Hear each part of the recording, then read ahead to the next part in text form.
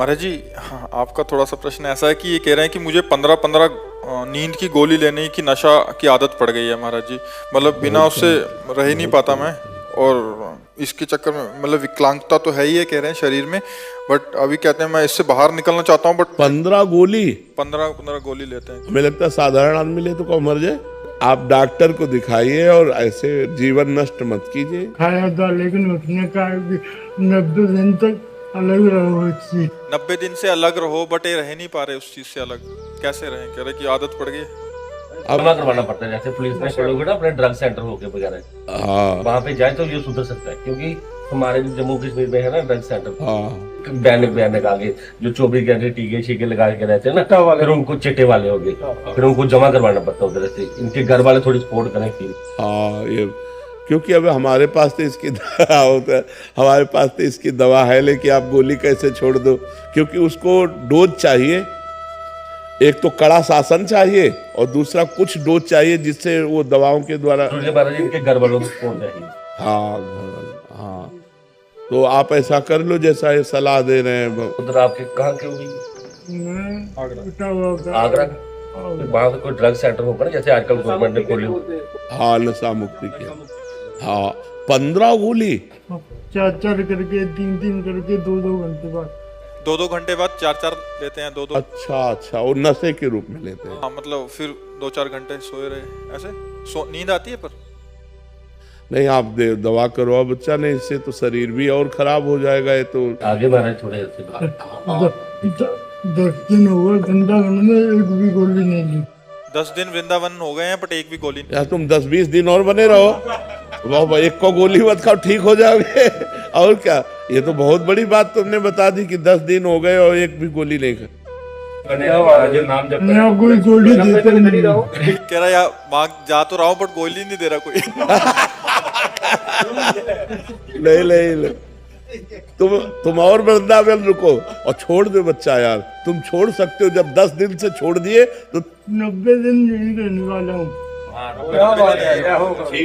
बढ़िया है तुम। और राधा राधा जपो, राधा राधा। 1 साल से लोगों ने डिप्रेशन में डाल दिया कि तू किसी काम का नहीं है, तेरी नौकरी नहीं लग रही, तेरे डिप्रेशन में आके लेना शुरू किया, फिर आदत। नहीं, अब चिंता मत करो, तुम्हारी सबसे बड़ी नौकरी तुम राधा राधा जपो, ठीक है। अखिलेश मिश्रा जी, काशी से। श्री हरिवंश गुरुदेव, आपके चरणों में कोटि कोटि प्रणाम। महाराज जी, वापसी की तैयारी कब व कैसे की जाए? देहाभिमान पूर्णता गलित कैसे और कब होगा? देखो, विषयों की स्फुरणा होती है सबसे पहले। जब हम विषयों का चिंतन करते हैं, देहाभिमान गलित होने का उपाय बता रहे हैं, क्योंकि कर्ता और भोक्ता ही देहाभिमान है। मैं ये करता हूँ और मैं ये भोगता हूँ। तो अंतःकरण में विषय स्फुरणा होती है, मन में बुद्धि उसका निश्चय करती है, चित्त उसका चिंतन करता है। विषय स्फुरणा में अगर हमारी थोड़ी भी प्रीति हुई तो संकल्प बन जाता है। संकल्प में प्रीति होने से वो कामना बन जाती है, और कामना से क्रिया होती है। क्रिया में सुख भोगने की लालसा होती है। तो कर्ता और भोक्ता भाव देहाभिमान है। हम ऐसा भजन करें कि स्फुरणा कोई नष्ट कर दे। स्फुरणा संकल्प न बनने पावे, संकल्प कामना न बनने पावे, कामना क्रिया में न उतारने पावे। जितने भी भोग सुख हैं वो सब क्षणिक हैं, सब नाशवान हैं। शरीर निर्वाह के लिए मैं शरीर नहीं हूँ। शरीर निर्वाह के लिए हम केवल विषय सेवन करें, और शरीर का जो धारण करने का लक्ष्य है वो भगवत प्राप्ति है।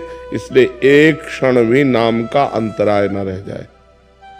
हर क्षण नाम चलता रहे, जिससे स्फुरणा ही न बने, संकल्प ही न बने, कामना ही न बने, क्रिया ही न बने। तो हमारी सुख भोगने की लालसा और कर्ता भाव, मैं ये करता हूँ, मैं ये क्रिया की और उससे ये सुख भोगा, ये दोनों भाव जितने क्षीण होते जाएंगे उतना अभिमान गलित होता जाएगा। निरंतर नाम, खूब डट के भजन, और आहार उतना ही जितने से हमारी शरीर प्रक्रिया चल जाए। आहार का साधना में बहुत बड़ा रोल है। अगर हम बाजारी आहार ज़्यादा पाएंगे तो रजोगुण और तमोगुण रहेगा, सतोगुण नहीं रहेगा। अगर हम सात्विक आहार पाएंगे तो रजोगुण तमोगुण का नाश हो जाएगा और सात्विक प्रवृत्ति भजन में रहेगी। और जितना भजन में सात्विक प्रवृत्ति रहेगी उतने देहाभिमान गलित होता जाएगा। असत आचरणों से देहाभिमान पुष्ट होता है, सद आचरणों से देहाभिमान गलित होता है। जितना मन मलिन होता है उतना देहाभिमान पुष्ट होता है, जितना मन निर्मल होता है उतना देहाभिमान गलित होता है। जितना संसारी पुरुषों का संग करते हैं देहाभिमान पुष्ट होता है, जितना संत पुरुषों का संग करते हैं देहाभिमान गलित होता है। ये हमें सावधानियां रखनी है और हमें ऐसे चलना है। नाम एक तार चलाना है, स्फुरना ही ना होने पावे मन में विषय के, कामना की, क्रिया की स्फुरना ही ना होने पाए। और क्रिया करना ही है हमको। जैसे आप ऑफिसर हो तो अपने डिपार्टमेंट में आपको कार्य करना है, तो सब में भगवत स्वरूप देखते हुए अपने कर्तव्य के अनुसार व्यवहार करते हुए बिल्कुल निरपेक्ष रहते हुए, करते हुए भी नहीं कर रहे हैं, नहीं करते हुए भी कर रहे हैं। इस स्थिति में जब तक हम नहीं आएंगे तब तक देहाभिमान गलित नहीं होगा। नाम खूब जप करो, पवित्र आहार अल्पाहार करो और इतना भजन करो कि स्फुरना ही किसी कामना की न होने पावे। और अपने कर्तव्य का ज्ञान रखो कि हमारा जो पद है उसके अनुसार हमें समाज में क्या व्यवहार करना है, उसमें अपराध न बनने पावे। तो इसी से भगवत कृपा से देहाभिमान गलित होकर यंत्रवत क्रियाएं हो रही, कर्ता आप नहीं है। जैसे इनके शरीर की क्रियाएं हो रही, आप कर्ता अपने को नहीं मानते, ऐसे इस शरीर की क्रियाएं हो रही तो आप अपने को कर्ता नहीं मानते। जैसे इनके पाप पुण्य के आप अधिकारी नहीं हैं, ऐसे जो अकर्ता पुरुष है, जो समदर्शी पुरुष है, वो अपने शरीर के पाप पुण्य का अधिकारी नहीं होता, वो मुक्त हो जाता है। जिसका देहाभिमान गलित हो गया उसके द्वारा पूरे संसार की हत्या हो जाए तो पाप नहीं लगेगा, पूरे संसार का भंडारा हो जाए तो कोई पुण्य नहीं लगेगा। देहाभिमान रहित महापुरुष के द्वारा जो सत्क्रिया होती है वो यंत्रवत भगवान के द्वारा होती है, वो भगवत स्वरूप हो जाता है जिसका देहाभिमान गलित हो जाता है। और उसके लिए प्रक्रिया ये कि खूब नाम जप करो और सावधानी ये रहे कि विषय स्फुरना न होने पावे। स्फुरना हो जाए तो संकल्प न बनने पावे, संकल्प बन जाए तो क्रिया न बनने पावे, और क्रिया हो तो सावधान हो जाए। अब वो फंसा लेगी क्रिया में उतर गया तो फिर कर्ता भाव से फंसा लेगा, और जहाँ कर्ता भाव है तो भोक्ता भाव अपने आप उसे भोगना पड़ेगा। अवश्य में वो भोक्तव्यम कृतम कर्म शुभाशुभम, शुभ अशुभ कर्म का कर्ता फल को जरूर भोगेगा, उसका सुख दुख फल भोगेगा। अहंकार विमूढ़ आत्मा, मूढ़ता में अहंकार होता है, ज्ञान में अहंकार नहीं होता है। तो ये ज्ञान रखो, हर समय सावधान रहो, खूब नाम जप, बस खास बात नाम जप है। जितना नाम जप करोगे उतने ज्ञान विज्ञान प्रकट होता चला जाएगा, अहंकार गलित होता चला जाएगा। समझ पा रहे आप? प्रेमनिधि जी, श्री हरिवंश महाराज जी, हर परिस्थिति में ये भी प्यारे की इच्छा है या श्री जी का मंगल विधान ही होगा, ये बात कैसे आएगी? तस्मात् शास्त्रम प्रमाणम ते कार्य अकार्यो व्यवस्थितो। कार्य और अकार्य की व्यवस्था शास्त्र प्रमाणित होनी चाहिए। पहले शास्त्र प्रमाणित आचरण करो। श्री कृष्ण अनुकूलेन प्रतिकूलस्य विसर्जनम, भगवान के अनुकूल आचरण करो, प्रतिकूल का त्याग करो और भजन करो, सत्संग सुनो, शास्त्र स्वाध्याय करो। जब अहम गलित हो जाता है तब ये होता है कि जो हो रहा है वो भगवान की इच्छा से हो रहा है, मैं कहीं करता नहीं हूँ, भगवान की इच्छा। जब तक अहम है तब तक अपनी वासनाओं के खेल को कहीं भगवान की इच्छा ना समझ ले। नहीं तो भगवान की इच्छा से नरक भी बना है, भगवान की इच्छा से रोग भी है, भगवान की इच्छा से कानून भी है। फिर आपको दंड मिलेगा तो कहोगे हमको तो दुख मिल रहा है, हमको तो कष्ट मिल रहा है, वो भी तो भगवान की इच्छा से ही रचा गया है। तो हमें चाहिए कि शास्त्र के अनुसार चले, भगवान के प्रतिकूल आचरणों का त्याग कर दें, खूब सत्संग सुने, शास्त्र स्वाध्याय करें, नाम जप करें। और जब अहंकार गलित हो जाता है तब ये दिखाई देता है कि भगवान की इच्छा से सब हो रहा है।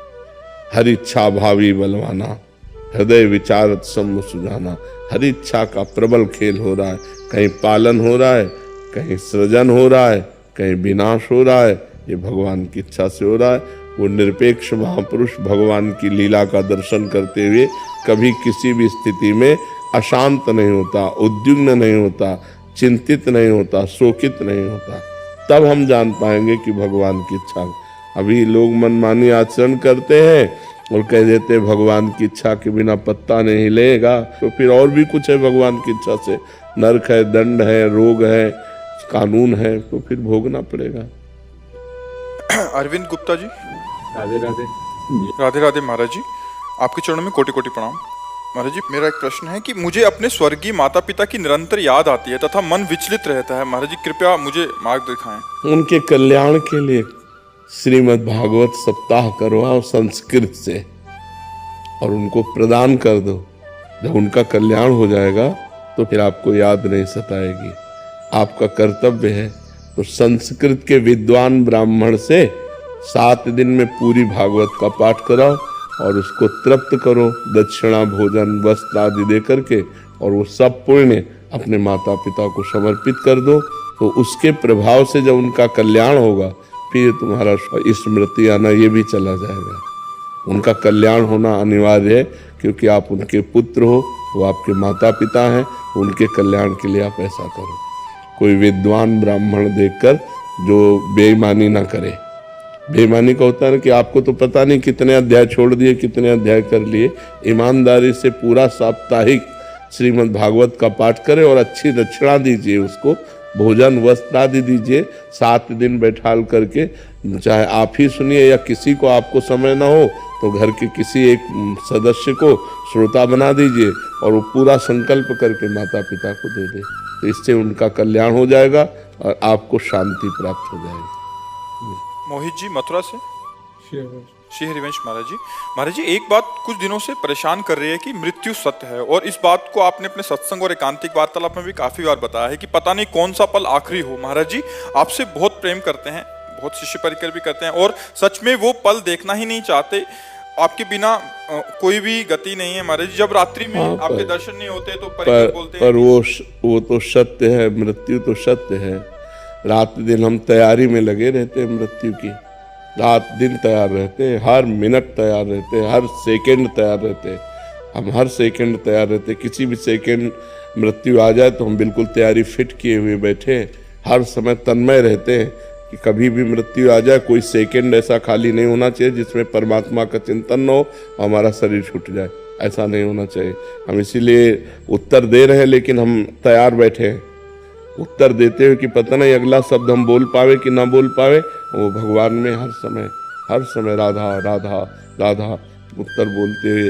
और जाना तो बच्चा पड़ेगा ही, इसका नाम मृत्यु लोक है, सबको जाना पड़ता है। बुरा से बुरा आदमी भी जाता है, अच्छा से अच्छा आदमी भी जाता है। यहाँ भगवान भी अवतरित हुए तो उनको लीला संवरण करनी पड़ी। बड़े बड़े धर्मात्मा महात्मा हुए, उनको भी जाना पड़ा, तो जाना तो पड़ेगा ही। यहाँ नाम ही इसका नाम मृत्यु लोक है। यहाँ तो मरना ही पड़ेगा, चाहे हम हो, चाहे आप हो या कोई भी हो। जब तक हैं तब तक उसका आनंद ले लो, नहीं उनकी आज्ञा के अनुसार जीवन चलाओ। उनकी जैसी आज्ञा रही वैसे जीवन चलावे तो वैसे ही अनुभव होगा, वैसे अनुभव होता रहेगा। जैसे हमारे सानिध्य में आप सुख ले रहे, ऐसे एकांत में यदि हमारी आज्ञा का पालन करेंगे तो आपको हमारा सानिध्य मिलता रहेगा। क्योंकि हम भगवान के हैं, और भगवान आप जब चिंतन करोगे तो यही रूप भगवान आपके दिमाग में भर देंगे। तो आपको लगेगा गुरु जी तो मेरे साथ रहते हैं, मेरे से कभी अलग ही नहीं है। प्रगट में भले दिखाई दे कि अंतर ध्यान हो गए, लेकिन वो तो हर समय हमारे साथ रहते हैं। जब आप गुरु आज्ञा का पालन करके भजन करोगे तो गुरु का सानिध्य बना रहेगा। मोहन गुप्ता जी सूरत से। श्री हरिवंश महाराज जी। महाराज जी, हम शास्त्रों के वचनों को श्रद्धा से सुनते हैं। श्री नाम की महिमा, प्रसाद की महिमा, धाम, हरि कथा, साधकों के जीवन में जो भी शुद्ध भक्ति के अनुरूप होता है उसे करने का प्रयास भी करते हैं। पर महाराज जी, फिर भी ये अनुभव होता है कि मन अभी शुद्ध नहीं है, मन एकाग्र नहीं है, भीतर से तल्लीनता नहीं हो रही, कामना अनर्थ की निवृत्ति नहीं हो रही। महाराज जी, ऐसा अंदर से बना रहता है। महाराज जी, ऐसी अवस्था में भजन की कमी है। सुनने मात्र से काम नहीं चलता। हम ज्यादा पढ़ने और सुनने में समय नहीं लगाया, करने में लगाया है। अगर हमने किसी बात को पढ़ा एक लाइन तो वही ग्रंथ बंद कर दिया और उसका 100 बार चिंतन किया और उसको अपने जीवन में उतारने की कोशिश की, तो बहुत नायमात्मा प्रवचनेन लभ्या न मेधया न बहुना श्रुतेन। ये आत्मबोध न तो बहुत प्रवचन करने वाले को मिलता है, न बहुत प्रवचन सुनने वाले को मिलता है, न बहुत बुद्धिमान को मिलता है। जो वर्ण कर लेता है उसको मिलता है। आचरण में उतारो, खूब नाम जप करो, अभी सब संशय खत्म हो जाएगा, मन निर्मल हो जाएगा। रात दिन नाम का चिंतन करते हुए नाम जप करो, नाम का चिंतन करते हुए नाम जप। जैसे आप मान लो महामंत्र जपते हैं तो पूरी लाइन आपके महामंत्र के दिमाग में लिखी होनी चाहिए, उसी को सुनो, उसी को बोलो। मान लो दिमाग में एकदम चल रहा है हरे कृष्ण कृष्ण कृष्ण हरे हरे राम राम राम हरे कृष्ण हरे। रोना आने लगेगा। आप देखो चिंतन करते हुए जप करो तो अभी हृदय इतना निर्मल होने लगेगा कि अश्रु प्रवाह आने लगेगा नाम जप में।